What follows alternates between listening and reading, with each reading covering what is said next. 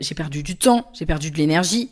L'équipe a perdu du temps, a perdu de l'énergie. Et en plus de ça, ça a impacté notre prévisionnel. Bienvenue sur Vision, le podcast qui parle business, entrepreneuriat, mindset et développement. Je suis Pauline Sarda, entrepreneur depuis 2018.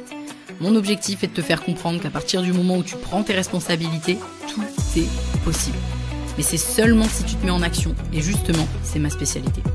Alors si tu veux construire et développer ton business tout en restant focus sur l'essentiel, tu es au bon endroit. Save the date pour un rendez-vous par semaine, seul au micro ou accompagné d'un ou plusieurs invités. On démarre maintenant avec l'épisode du jour. Il y a quelques mois, j'ai dû faire remplacer une personne de l'équipe pour son congé maternité. Et comme certains d'entre vous le savent, si tu me suis sur les réseaux sociaux particulièrement, on a eu quelques soucis et ces soucis ont tout simplement été le fruit, ni plus ni moins, d'une erreur de recrutement. J'en prends donc la pleine responsabilité, on va voir ça ensemble après. Et vous avez été nombreux à demander un épisode sur le sujet pour que je vous fasse part un petit peu de mon expérience. Donc, je vais déjà aborder la notion de rater un recrutement. Qu'est-ce qu'on entend par là ? Combien ça coûte aux entreprises d'après les recherches que j'ai effectuées sur le sujet ? Je vais aborder les coûts cachés, les coûts directs. Mais tu vas vite te rendre compte à quel point on ne pense pas à tous ces coûts et à quel point ça pique. Je peux te dire que, clairement, ça me servira de leçon. Ensuite, je parlerai de notre expérience, du coup, de mon expérience aussi, finalement, en tant qu'entrepreneur, mais aussi en tant que chef d'entreprise, et ce que ça a engendré de notre côté, et de mon côté aussi. Sans te spoiler, je peux te dire que, clairement, ça a mis un beau bordel. Et puis, je terminerai sur comment éviter ces erreurs, et comment les éviter aussi, particulièrement si c'est ton premier recrutement, même si moi, c'était pas mon premier recrutement, mais je me suis trompée quand même. Chose que je veux absolument éclaircir avant que tu ailles plus loin dans l'écoute. Mon objectif, c'est pas du tout de te dégoûter d'embaucher ou de déléguer, mais simplement de te faire comprendre et finalement te faire prendre conscience que c'est pas des décisions à prendre à la légère. Alors déjà, qu'est-ce qu'on appelle un recrutement raté ? Selon moi, il y a au moins 3 éléments qui vont, on va dire, à cocher en mode oui, c'est un recrutement raté. C'est déjà la personne, elle termine pas sa mission, elle fait faux bond en gros, donc le contrat n'est pas honoré comme il le devrait ou jusqu'au bout. Ensuite, il y a si les compétences souhaitées sont pas au rendez-vous en réalité et qu'il y a besoin d'assistance trop élevée, trop de délégation et de temps bien au-delà de la phase d'onboarding, ça genre c'est warning ultime. Et enfin, si les objectifs fixés au moment du début de mission ou du début de l'embauche ne sont pas atteints à plusieurs reprises. Pour l'embauche d'un salarié en CDI, on dira aussi, d'après mes recherches, qu'un recrutement est raté si la personne reste moins d'1 an, mais je suis pas forcément hyper d'accord avec ça, surtout aujourd'hui à notre époque, je veux dire. Donc c'est un peu une info lambda que j'ai trouvée là un petit peu en faisant des recherches pour l'épisode. Je précise que faire une erreur de recrutement, c'est d'abord et avant tout la responsabilité de l'entreprise et certainement pas de la personne recrutée, en tout cas pas totalement.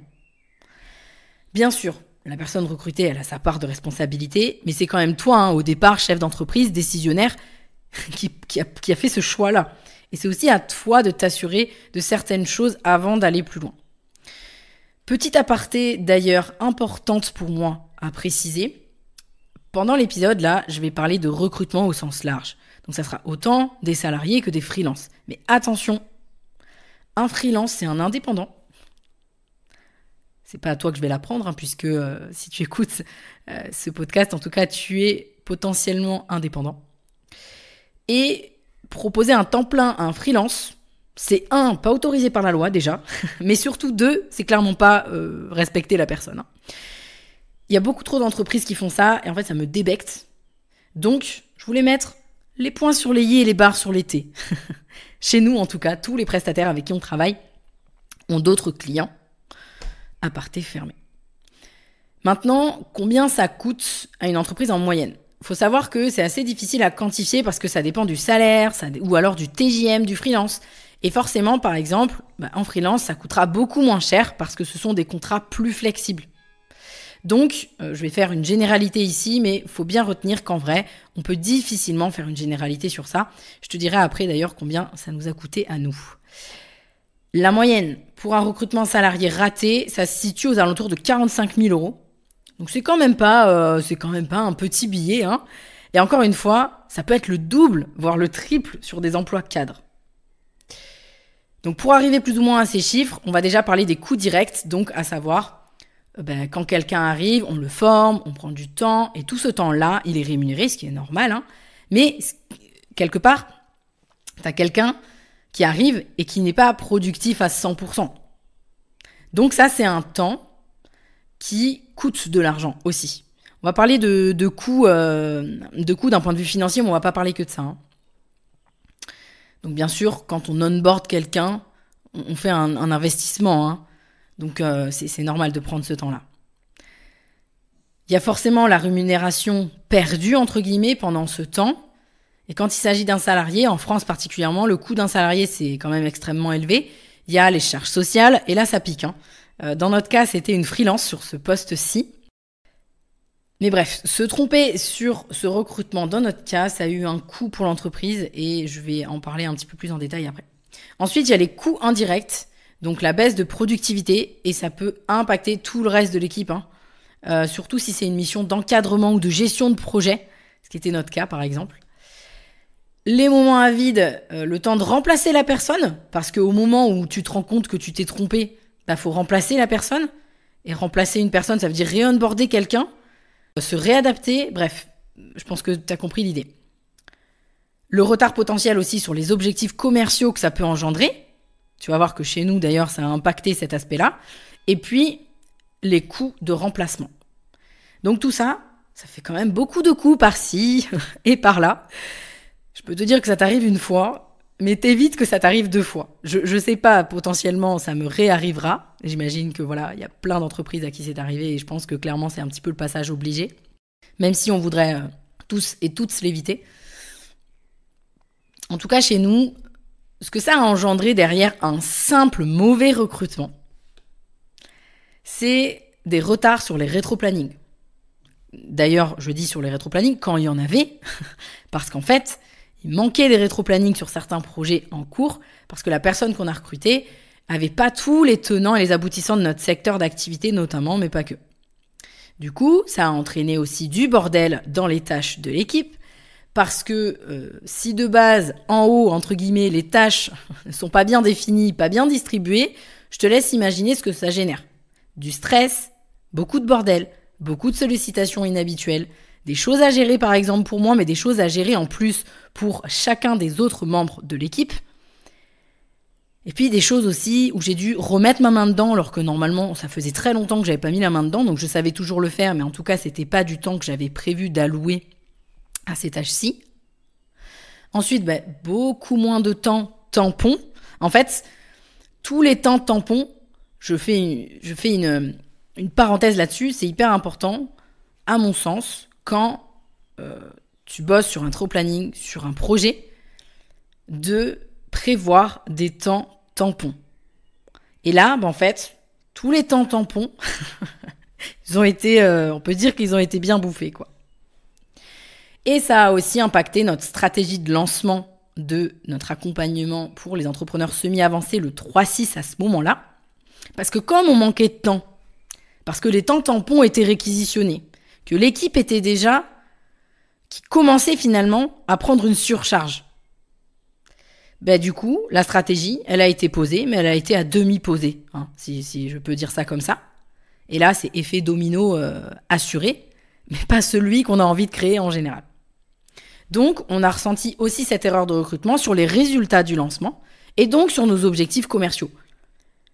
Donc là, je te laisse imaginer au niveau du coût, les pertes en fait finalement qu'on a eues, c'est pas des pertes au sens j'ai perdu de l'argent, c'est j'ai perdu du temps, j'ai perdu de l'énergie, l'équipe a perdu du temps, a perdu de l'énergie, et en plus de ça, ça a impacté notre prévisionnel. Donc les répercussions sont énormes. Sans rentrer dans les détails, j'ai dû me retrouver à onboarder quelqu'un d'autre en plein milieu de la mission initiale parce que en fait la personne s'est barrée. Donc en fait j'ai dû remplacer la remplaçante. Je précise d'ailleurs que la personne qui l'a remplacée était déjà bien mieux que ce qu'on avait auparavant, mais elle a juste fait ce qu'elle pouvait dans le bordel dans lequel elle est arrivée, puisque, comme je le disais, des rétro-plannings qui étaient faits, mais d'autres qui n'étaient pas finis, il manquait des tâches, il manquait...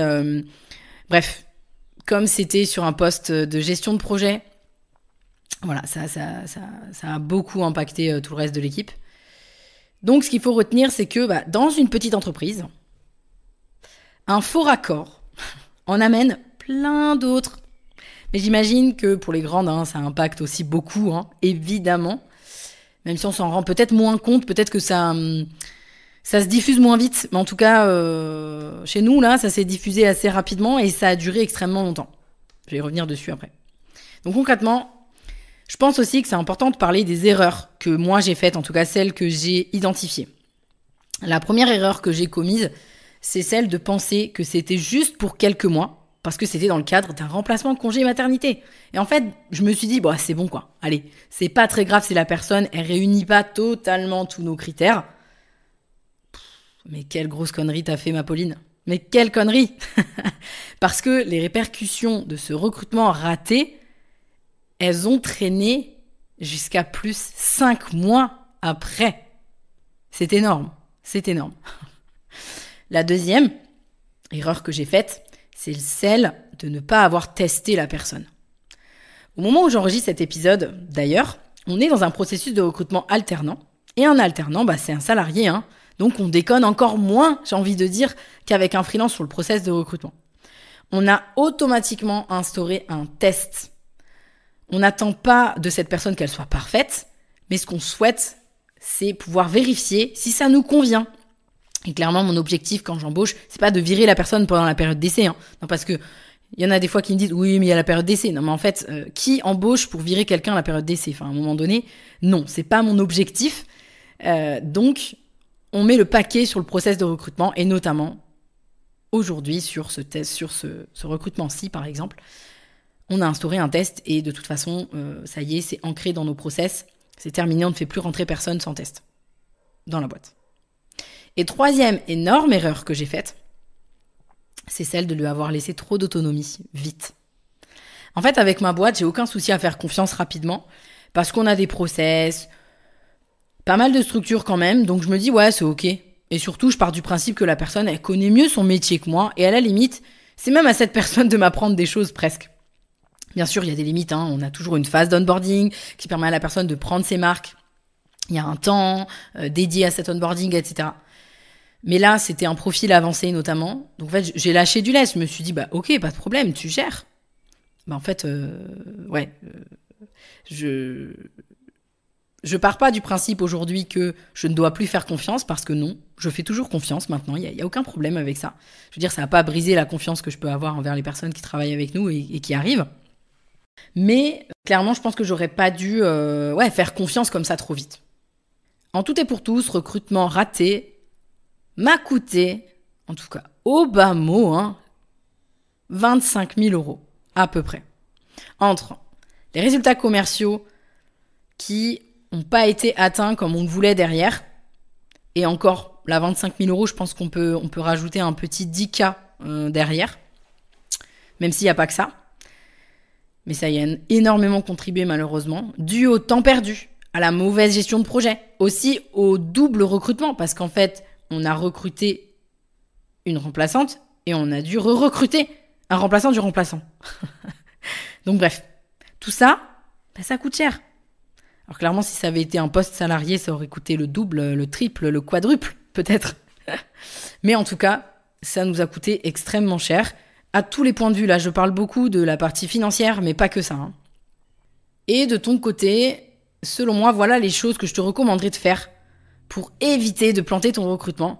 Alors, c'est facile à dire parce que, en vrai, je pense que même les professionnels du recrutement, et si tu m'écoutes, tu es professionnel du recrutement, en vrai, on peut jamais être sûr à 1000%, et je pense que même avec de l'expérience, on peut encore se tromper. Parce que l'humain, par définition, il y a trop de paramètres, trop d'indicateurs différents d'un humain à un autre quelque part. Donc déjà, mettre en place un process de recrutement béton et surtout t'y tenir. Parce qu'on a vite fait de se dire « Oh, cette personne, elle est sympa, c'est bon, je passe au-dessus. » Je te déconseille de faire ça. Ensuite, ne pas le faire à la légère. Même si c'est pour peu de temps, En fait, que tu veuilles collaborer et déléguer à quelqu'un sur une courte ou une longue période, ne néglige aucune étape. Ça, c'est vraiment un truc que moi, je retiendrai, en tout cas, dans les erreurs que j'ai faites. Et bien sûr, bien clarifier tes besoins. Clarifier ses besoins en recrutement, c'est juste un peu la base, quoi, avant de passer au recrutement. Je vais y revenir là, justement, en approfondissant sur les erreurs de recrutement à éviter tout court. Que tu recrutes un freelance ou un salarié, à mon avis, que ce soit ton premier ou non, ça va être la même chose. Grosse erreur, c'est ne pas clarifier ses besoins et ne pas établir de fiche de poste. La fiche de poste, c'est pas uniquement là pour publier une fiche de poste sur les réseaux sociaux au moment où tu as envie, non. La base, l'objectif d'une fiche de poste, c'est avant tout interne. L'objectif, c'est de savoir, toi, en tant qu'entrepreneur, en tant que dirigeant, c'est quoi les missions que tu vas déléguer. En fait, c'est hyper important, sinon ça part dans tous les sens. Ensuite, ne pas prendre en considération le tempérament pour matcher avec toi, pour matcher avec le reste de l'équipe, si tu as une équipe. Voilà, ça c'est hyper important aussi. Ensuite, ne pas vérifier les compétences. Parce qu'on entend beaucoup parler des soft skills, voilà, le tempérament, les qualités humaines, c'est important. Et clairement, oui, c'est genre hyper important. Mais on recrute pas que des gens avec qui on a envie de partager des valeurs. On recrute des gens avec qui on veut partager les mêmes valeurs, mais qui ont aussi des compétences qui peuvent servir cette vision-là. Et ensuite, ignorer la culture d'entreprise dans ton process de recrutement. C'est juste hyper important que la personne que tu engages ou avec qui tu vas bosser, tu vas collaborer, ait les mêmes valeurs que ton entreprise. J'en ai parlé juste un petit peu avant finalement. Que toi, que ton équipe, et que ces comportements correspondent à ta culture d'entreprise, ce que tu veux toi, ce que tu veux développer toi, ce qui est important pour toi. Donc ça sous-entend aussi clarifier les choses que tu ne veux pas. Donc pour résumer, je dirais que si tu veux éviter de faire une erreur de recrutement, clarifie un maximum tes attentes, typiquement ce que je fais toujours, mais ça fonctionne uniquement si tu t'y tiens et si tu vas au bout de ce recrutement tel que tu l'avais défini au départ. Prendre en considération les soft skills et la culture de ton entreprise pour être sûr que ça fit. Mettre en place un process de recrutement béton, notamment en incluant un test des compétences. Et puis, faire confiance à ton intuition. Là, j'ai essayé aussi de faire le mix parce que on peut pas faire confiance que au côté pragmatique. Il faut aussi écouter son intuition. À mon sens, c'est hyper important quand on est entrepreneur, que ce soit pour recruter, mais pour aussi d'autres décisions. J'en ai pas parlé du coup, mais clairement, c'est essentiel. On arrive déjà à la fin de cet épisode. Honnêtement, j'aurais pu partir dans expliquer exactement ce qui s'est passé, pourquoi cette personne est partie, etc. Mais j'ai pensé que c'était pas forcément utile parce que moi, ce que je veux, c'est que cet épisode, il t'apporte à toi. En tout cas, j'ai essayé de partager le maximum de choses que je pouvais sur cet épisode pour que tu puisses éviter toi à ton tour de faire les mêmes erreurs que j'ai pu faire, mais aussi ce que j'avais envie, c'était que tu te rendes compte, que vous vous rendiez compte de quelque part, ça part d'une petite chose. Voilà, on se dit, là par exemple, dans mon cas, c'était recruter quelqu'un pour 4 mois. On se dit, c'est bon 4 mois. Mais en fait, non, quoi. En fait, non, c'est juste pas possible. Donc maintenant, je vais te laisser sur 2 petites questions. Si tu es actuellement en train de te demander si tu recrutes quelqu'un ou non, est-ce que tu as bien clarifié tes attentes ? Et si tu n'es pas encore à cette phase, est-ce qu'aujourd'hui, tu serais en mesure d'identifier les valeurs de ton entreprise et d'imaginer avec quel type de personne tu aimerais travailler ? Parce que ça, que tu veuilles déléguer un jour ou non, ça te servira toujours, ne serait-ce que pour collaborer, faire des partenariats avec d'autres personnes. La culture d'entreprise, certes, c'est pour l'interne, mais c'est aussi pour rayonner en externe. Donc c'est hyper important de se poser cette question-là. Donc cette question-ci, finalement, elle peut se poser dans les 2 cas de figure. Autant si tu es en train de recruter ou si tu te poses la question, que si tu ne souhaites pas recruter ou tu n'es pas du tout dans cette phase-là. Je te remercie de m'avoir écouté jusqu'ici. Et puis je te dis à la semaine prochaine pour l'épisode suivant. Bye bye. Merci à toi d'avoir suivi cet épisode. Si tu l'as apprécié, je t'invite à me laisser un avis 5 étoiles sur la plateforme d'écoute sur laquelle tu te trouves, ou mieux encore, à le partager à quelqu'un de ton entourage qui aurait selon toi besoin de l'écouter.